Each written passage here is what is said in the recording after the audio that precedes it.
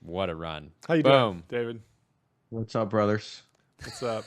You're looking great today. Uh, I like the suit. Well, You're of course, going, I texted you last time. I came on with a hoodie, and it was completely unacceptable. So Yeah, it will never happen you look again. much better in a suit. You look fantastic. Everybody does.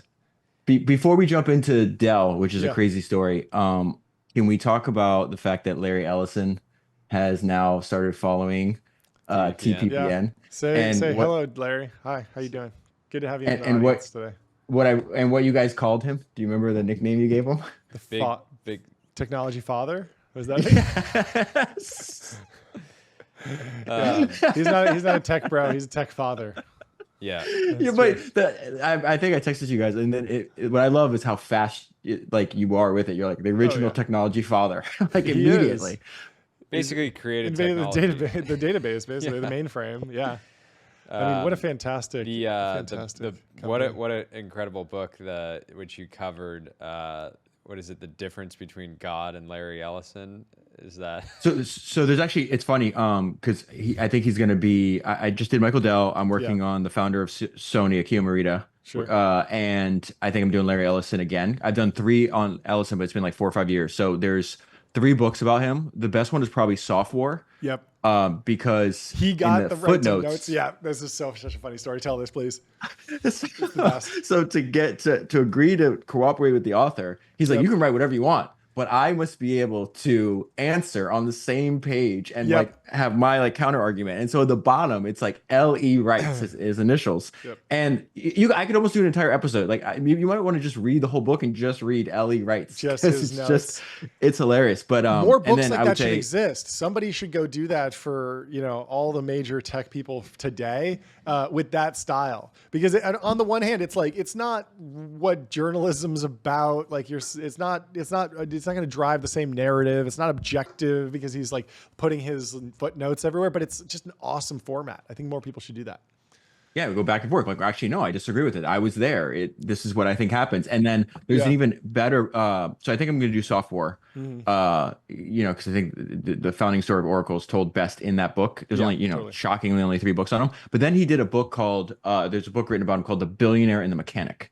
And I think when I did that episode, I was like, yeah, it's technically about Larry Ellison, but it's about extreme winners. And I think that's when I realized, like, Larry Ellison has probably like more in common in terms of his competitive drive with like Michael Jordan than he does with like most other like founders. And I said something like, if Michael Jordan sold enterprise software, he'd be Larry Ellison. Like they're just ruthlessly competitive.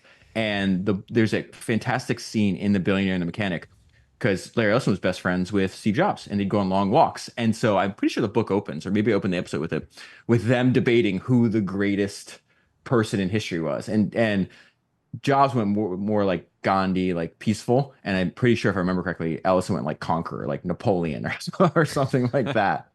And it's like, all right, here's your 2 personalities, basically explained in this conversation you guys are having. So yeah, it's fun. I hope you can uncover what Ellison's longevity regimen is at some point. Fantastic. I know it won't be the focus, but to live such an intense, high stress, lifestyle. Yeah, you think it would take a toll on him, but it seemed like it hasn't at all. So this is actually interesting because I feel like every time we come on there, we talk about founder mode. Sure. And one thing that was like striking that missing from that essay is the fact like it was like, well, there's a manager runs a company one way and a founder runs a company one way. It's like, no, like the founder runs it based on the personality and who they are. And so I was having private conversations about this, and it was like, well, take 2 competitors, Larry Ellison and Bill Gates. It's like Bill Gates was a grinder. Larry Ellison, by his own admission, is a sprinter. He'll work excessively hard for like 3 weeks, and then he'll disappear on his boat with some Italian model for a few weeks, and he comes back. He literally says he did that during COVID. During COVID, he sent an email like everyone in Oracle just saying like, I'm on the island. I'm on. No, he's like, yeah, we're all going to work remotely. It's like, yeah, but you're working from an island that you own. An island that you own. He only owns 96% of it. But the important part was like he was like that. It's not really his island. Decades ago, he was like that. Decades ago, it wasn't just now as like an 80-year-old man. So like there's a lot of different personality types.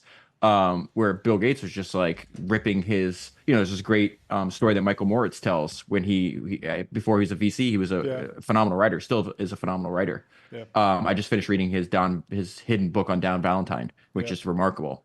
But Moritz tells a story, I think at Stanford, you can see this on YouTube, where he's like, oh, you want to know what focus is? Like, I'll tell you a story about focus. Like, I'm riding with Bill Gates probably in the early 80s. And he's like, oh, somebody broke into your car and stole your radio. And Bill Gates like, what are you talking about? He's like, no, I took that out. He's like, why'd you have it taken out? He's like, well, it takes me 8 minutes to drive from my house to Microsoft. And it takes me 11 minutes to drive from Microsoft to the airport. And he does the math. He's like, so, if I had a radio, that means I wouldn't be thinking about Microsoft for those 8 minutes or for those 11 minutes. And then I go to work every day. So that's like 40 minutes, or whatever the time frame is. It's like insane focus, insane level of grinding. That was not Ellison by his own admission. That was not him. Well, there he worked was a lot, but Founders not like podcast didn't exist back then. So no, you might have then kept the radio in there and just been hearing you over the airwaves. So I talk about this. We were talking in our group chat that I'm probably going to do an episode on Genghis Khan. And I said there's a fantastic book on Bill Gates, which everybody should read. It's really hard to find. It's a biography of the first 35 years of his life. It's called Hard Drive, Bill Gates and the Making of the Microsoft Empire. I've done 2 episodes on it. And in that episode, I said a line that now, like years later, still gets spit back to me like every week. And they're like, you realize the similarities between like Genghis Khan and Bill Gates? I was like, oh, Bill Gates is like Genghis Khan in a Mr. Rogers costume. Like he's like dressed like Mr. Rogers, but he's unbelievably like ruthlessly competitive. Would yell like when he lost a contract, when young Bill Gates lost a contract. Let's say you lost us a $50,000 contract. He's like, you didn't lose this $50,000 contract. It was $100,000 contract because we lost to 50,000 and our competitor got to 50,000. There's this great, I can't remember which one of his competitors was, but there's a great story that one of his competitors tells that Bill Gates wipes the floor with and knocks the guy out of business, where he sees Bill Gates sitting in the corner at a conference one day. And he's sitting in like a foldable chair and he's looking at something in his hand. He's like, just really focused, kind of shut out the world, shut everything around him out except what he's looking at. And so the competitor walks over to Bill to like say hi to him and talk to him. And what he realizes is that Bill is looking at a picture of his face. I love that. It's like That's amazing. It's like if I come to the TBPN studio and like I walk in and there's pictures of other podcasters' face that you guys are looking at. I think we actually have a picture of you up as the godfather of podcasting. Yeah, we're supposed to have a framed photo around here. Yeah. That's a positive thing. I know some other people that you would have like fucking bullseyes on. For sure. Just super competitive. What do you think about the post-economic adventuring of the greatest founders? What I'm talking about is like, there's there's a lot of commonalities between what the founders do when they build their companies and how methodical they are about that. But once they're super rich and they're thinking about their legacy, some of them start hospitals, some of them get involved in politics. Larry Ellison is really into sailing, I guess. Nathan Myhrvold at Microsoft, he owns more T-Rexes than anyone in the world. He owns the T-Rex skeletons, and he's my son would love that. Massive. Same. Yeah.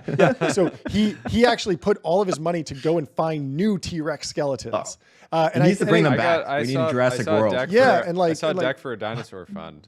Like And William Randolph Hearst obviously built this like unmanageable castle that became a museum. I'm kind of beating this drum about like we need our elites to go and do even crazier things, just like build the world's tallest building, build the world's biggest house, build a castle, build a library, build a museum. And I'm not seeing it enough. But what do you think about that? What interesting kind of like side projects have you seen from the greatest founders in history?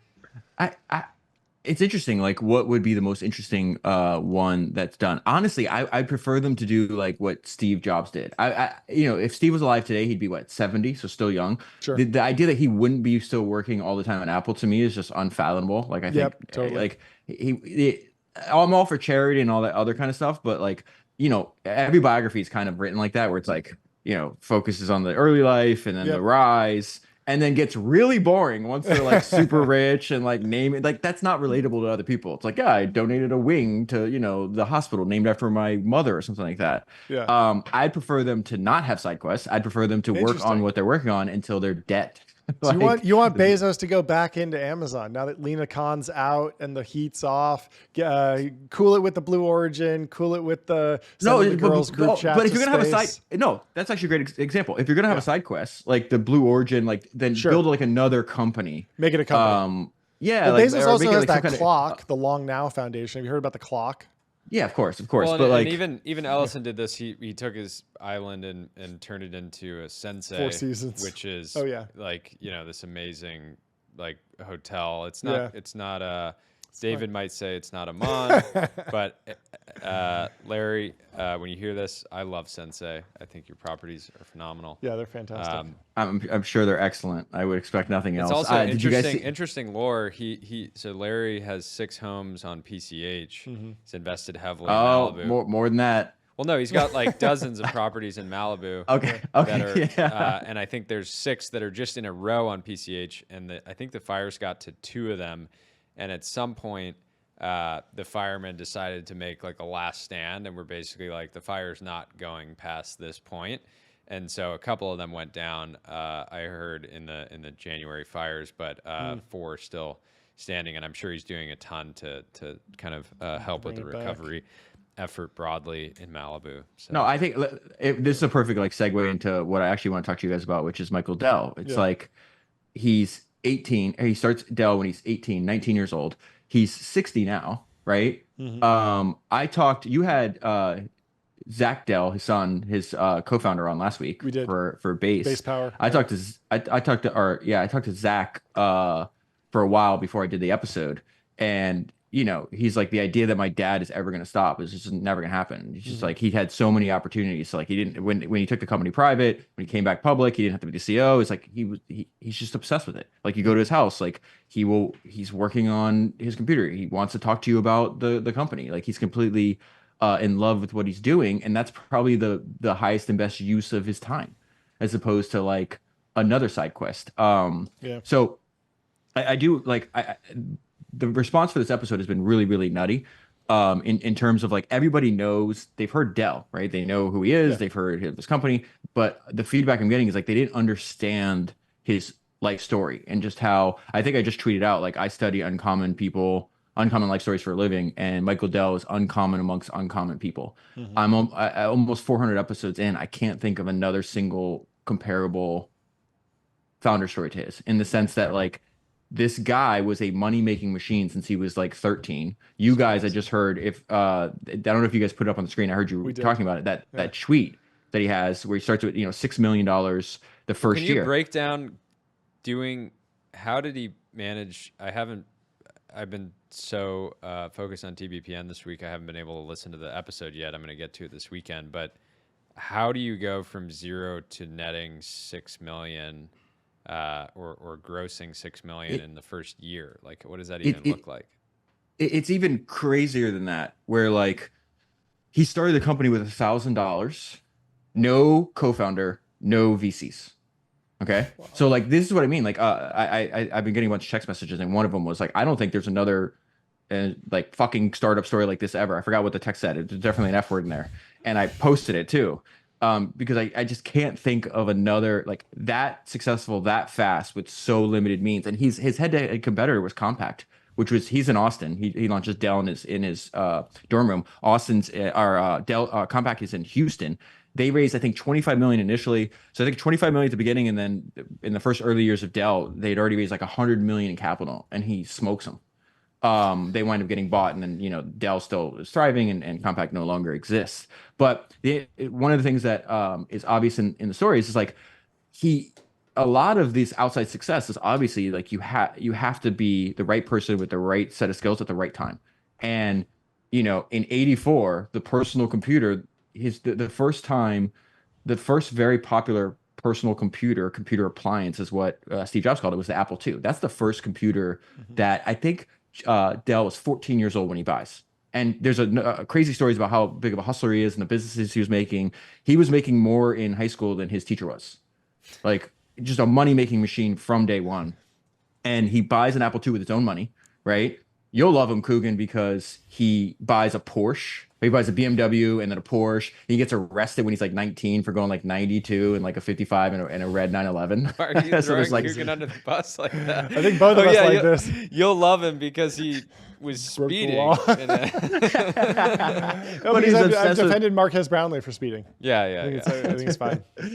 So he's obsessed with beautiful cars and going very, very fast. But to answer your question, it's like a lot of this is because the market was pulling out. So I a long time ago, I think it's episode 50. Have you guys ever read Mark Andreessen's blog archive? Most of it, I think. Yeah. Do you remember, like, this is a long time ago, so a lot of young founders don't even know this. He was like a prolific blogger before he started A16Z. P. Marca, that's like the blog name. Exactly. And I think you go to A16's website now and you can pull the archive, and it's absolutely incredible. And one of the most important things that Mark says in that was very fascinating, because he's like, well, a lot of people debate what is the biggest predictor of startup success. Is it like the product? Is it the actual people, the founders, the team, or is it market? And he's like, if I had to pick one, my thing would be on the market. And he's like, in a great market with a lot of real customers, the market has to be satisfied. The market will pull product out of the market will pull product out of the company, and the market will be satisfied by the first viable competitor that comes along. And so Dell, kind of before he goes all in on it, he travels to England. He's making a ton of money, essentially just buying IBM PCs, souping them up, and then selling them to rich architects, dentists, doctors, and stuff like that. Right? That's how it starts. Story of the Brabus, the Brabus of PC market of IBM PCs. The AMG. Yeah. So then he goes to England, and he's like, wait a minute, I thought like all this, like there was just like computer fever in Texas. He goes to England, and he's like, I'm in these stores. The product sucks. The salespeople don't know anything, and yet they can't keep the inventory in stock. And that's when he realizes, like, oh, I need to go all in on this. He winds up dropping out at 19, telling his parents, hey, if this doesn't work out, I'll go back to school. He never goes back to school, and this running goes on. Was he technical at this time, or was he just a hustler? Or was he was like a computer nerd, but I think he was much more like in the sense of like a hardware. He liked, his favorite thing to do is to take apart computers. So let me give you an example. Another crazy stat that people don't understand. He starts a company in 84. 88, they go public. Okay. By the time he's 26, he's in the Fortune 500. 26 years old. That's like, so what fast. I'm telling you right now, when you listen to this episode, you're going to be like, holy shit, there's not another story like this. So his favorite thing to do, he recruits this older guy, because we can talk about the fact that he made a lot of money because, people give him money. They were paying on credit cards back then. So the customer pays today, and then I go buy the parts. Right. And then eventually he starts selling to governments and businesses and schools and everything else. So he needs to get credit. And so this is where he's like, my bank won't give me credit. I need to extend credit to governments and everything else because I'm not paying with credit cards. So he winds up partnering with this guy named Lee Walker, who is like a 45-year-old, very successful venture capitalist entrepreneur in Austin. And he was played a really important role in the first like 4 years of Dell. But one of the most fascinating things is that what Dell then does, let me back up real quick. Lee Walker is the one that has the relationships with the bank to get the credit that Dell needs to start selling to all of these to issue the credit. Like they're selling to like the U.S. government and Monsanto and all these different companies. He's also the one that helps Dell go public. So Goldman Sachs recommends they choose Goldman Sachs to take Dell public. They say, hey, let's do a private placement first. Okay.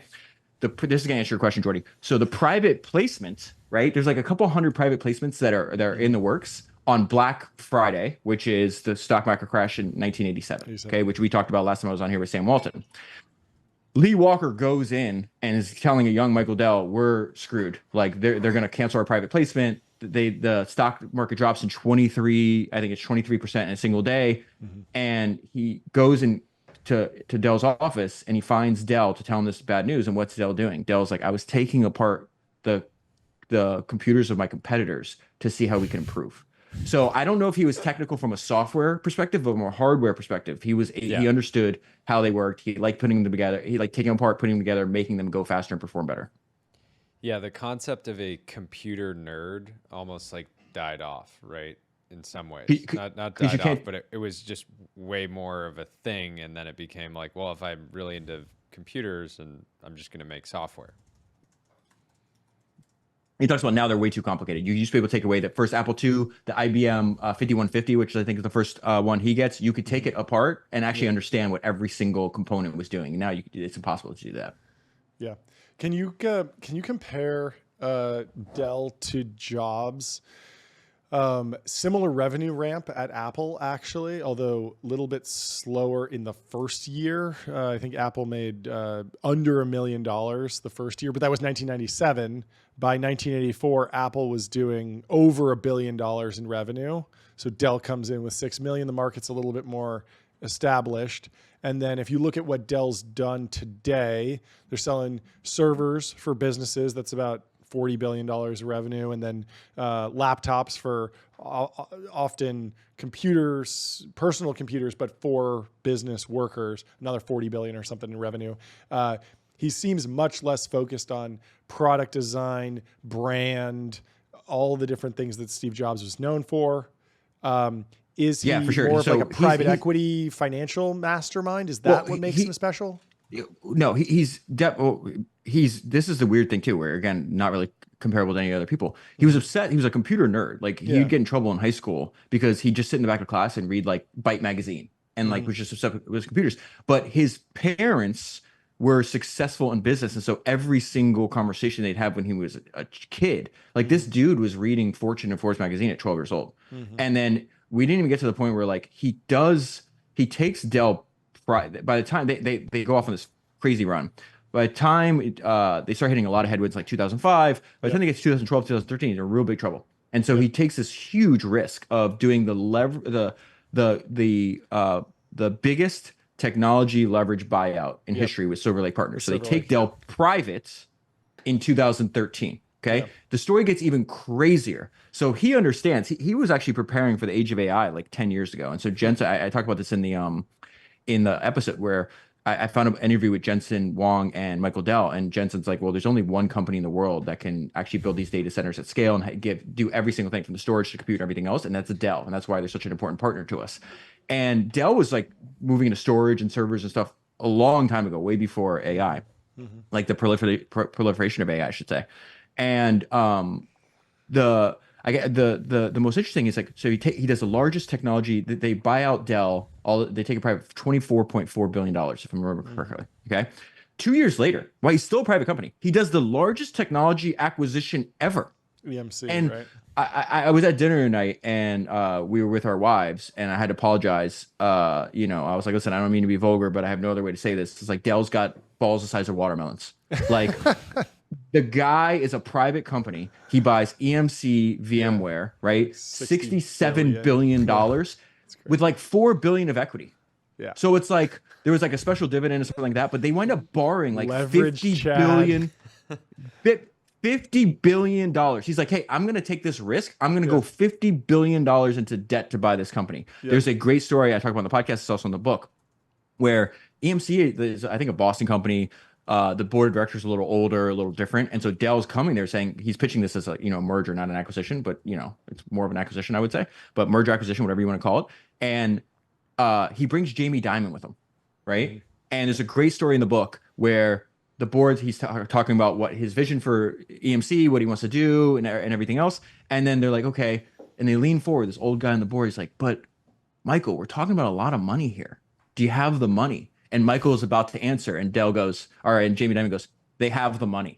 It's like the guy running the most valuable bank in the world is telling him he has the money. We got the money. We will get you the money.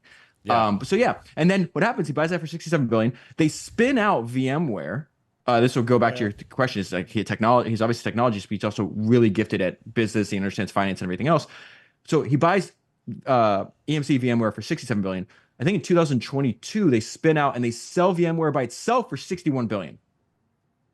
That's insane. Wow. Like that's insane. And then EMC, I forgot the dividends. It's in the book. They were making like 6 or 7 billion a year in cash flow anyways, every single year. So it was like it's one of the most successful acquisitions of all time as well. and the foundation for all the building all the AI and everything they're doing now. I'm almost 9 years into this project, 400 biographies written. I just cannot think of another comparable to Dell. Now, if you want me to contrast him with Jobs, yeah, Jobs was much more interested in, there's a great clip that just went viral on Twitter the other day where it's like Steve Jobs back in '97 sitting there with Tim Cook. Oh, I think you went on mute. Market share. Oh. Yeah. And his whole thing was like, no. I'm not worried about market share. I'm worried about building products that I could be proud of. So yeah, completely different. And much less acquisitive. I mean, Apple's never really done that opportunistic acquisition thing generally. And it seems like it's still in the DNA of the company now. They buy some IP, they buy some foundational technologies, but they're not just going to go buy a VR headset. They're going to build their own. And then if you look, I've been told by people that know way more about finance than I do that Dell's family office is the most financially successful family office in history. He's actually built it into a firm, and like some of the things they've done around that. So like every single thing this guy does, he's just an extreme winner. Yeah. And he just owned, I think when they went public, he owned like 73% of Dell the first time. When they went private and they went public again, he wound up owning like something like 45% personally, so huge ownership. And then I think he personally profited from a friend of ours that I can't mention who, that knows a lot about finance, told me this, where it's like you have to also look that when he sold VMware to Broadcom, he took a shit ton in stock. And if you look at the acquisition date and Broadcom stock, it's up like 3x. So Broadcom buys VMware for $61 billion, and then the stock is up like 3x from that since then. And a lot of that was his own personal money, from what I understand. So it's just like the guy just can't help but win. It's crazy. What's the backstory on his broadcasting company? Did you follow that at all? He started OTA Broadcasting in 2011, which seems like maybe kind of a No, the book has actually a weird structure. So I read his first kind of autobiography. It's called Direct from Dell. It's published in 1999. Then he publishes during COVID. Play Nice But Win. So Play Nice But Win is the one I wanted to focus on because I think it's actually like, and he like reads the audiobook. It has a very interesting structure because the first chapter is him fighting with Carl Icahn, who's trying to steal his company from him, and it's about to take private Dell. Then every chapter alternates, right, between the fight to take his company private to the startup of Dell. It's a very interesting structure for an autobiography. And then the next chapter will go back to the fight. And then the next chapter after that will go, okay, now we're in 90, we're in 84, we're now in 87. It weirdly stops in like 90, I think maybe 99 or 2001. He talks about the troubles they were having in 2005, 2007, 2011 in the first chapter of the book. But no, I don't even think that's in the book if I remember correctly. Yeah, no, that makes sense. It's crazy to see where Dell, imagining if he was still running the company today, it trades at 2/3 of their, like the value today, the market cap is like 2/3 of their revenue last year. Wow. So, which is just $60 billion company. And yeah, what was it like? Billion in but it's, revenue. yeah, but what was it last year though? Well, they did like $95 billion of revenue last year. Yeah. Yeah. But it was the market cap was over 100. Yeah, 100 billion, right? What was it? Or 2 years ago? Yeah. It was the stock was at 118. Stock's at 84 today, down 30% over the last year. So yeah, they were around 100 billion last year. And it's pretty fascinating comping them to Apple. Like Dell was significantly bigger than Apple for like a decade. Like 1999, Dell's doing 25 billion in revenue, Apple's doing 7. 1998, Dell's doing 55 billion in revenue, Apple's doing 6 billion in revenue. Apple had went through like this really rough period of transition in the late 90s, early 2000s before having the breakout success that they've had now. And now they're up in like the 300 billion revenue, and of course traded a much higher multiple. They also invented the most successful consumer product of all time. and then also built a services and then they also built a very, very high margin services business around that. And that's something Dell has never been able to do, build like this high margin locked in monopoly on top of the technology in the software. I remember in the early days of making the podcast, just how disorienting like the outside success of the iPhone was. Cause I think one of the first episodes I did on Steve Jobs, and I've done like 10 or 15 or something. And they made the point that like Apple makes more from the iPhone, if they just had the iPhone and nothing else, than like Disney does from every single thing they've ever like everything, all their theme parks, all their movies, everything else, just like that one single product. Powerful. Yeah. 100%. So, I mean, Larry Ellison is 80. Dell is 60. He's got another 20 years in him. It sounds like he's not stepping down or anything. So, I mean, Larry Ellison is in the conversation to buy TikTok now. You think Dell's got like a second, third, fourth, fifth act coming up? I got a great text message. Somebody, they said, dude, when you said he's only 60, I had to Google it real quick because he's so young. There's going to be another edition of the book for sure. He has another era of domination coming. For sure. I think there's going to be, for sure. Like, okay. So we've talked about this last time I was on here, where it's like, oh, well, people say if you love what you do, like you'll do it for free. And I was like, no, there's actually another step to that. It's like, if you love what you do, people couldn't pay you to, people couldn't pay you to stop. Yeah. Dell takes it another level in the book where during 2012, when he's fighting to take the company private, they're like, why are you doing this? Like, it was very painful. He could have lost control of the company with his name on it. They're like, you've already made so much money. Like, just go retire to Hawaii, or why don't you start a new company? And he goes, I don't want to retire. I don't want to start a new company. I want this one with my name on it. And then he takes it to another level. He goes, I will care about this company after I'm dead. Legend. Founder mode. And then hold on, I do have to say one. Baby. I do have to say one even, and again, a lot of the people I cover on the podcast are kind of cautionary tales. Yeah. They're like obsessed to the point where they destroy everything around them. No, Dell seems great. I think seems like he had a great life. I think it's really important. First of all, it's a much longer episode than I normally do.